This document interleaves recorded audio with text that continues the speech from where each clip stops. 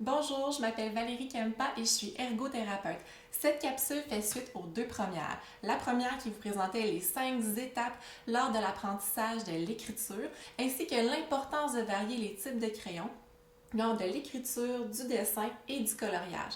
Dans cette capsule, je vous propose un moyen pour motiver votre enfant lors de l'écriture et du dessin à réaliser à l'extérieur pour profiter du beau temps.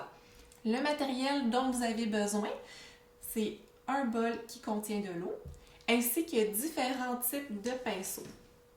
Donc, comme ici, j'ai des pinceaux, par exemple, que j'utilise lors de la peinture. Donc, en variant les différents types de pinceaux, donc les différentes grandeurs, votre enfant va pouvoir les utiliser selon ce qu'il préfère lors de l'écriture ainsi que du dessin.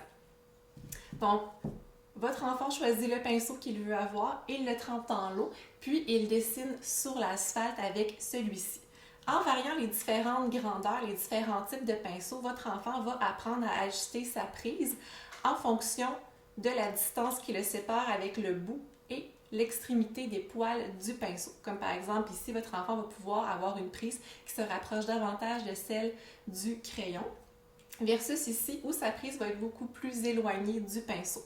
Également, lorsque vous les sélectionnez, c'est toujours important d'en prendre qui ne sont pas trop lourds afin qu'ils soient faciles à manipuler comme les mains de votre enfant sont petites pour éviter la fatigabilité. Une fois que l'activité est terminée, vous pouvez utiliser l'eau qui reste dans le bol d'eau afin de nettoyer les poils de pinceau qui peuvent contenir des petits résidus comme des grains de sable ou encore de l'herbe. Dans la prochaine capsule, je vous propose encore une fois un autre moyen pour motiver votre enfant lors de l'écriture ainsi que du dessin. D'ici là, amusez-vous bien en profitant du beau temps. À la prochaine!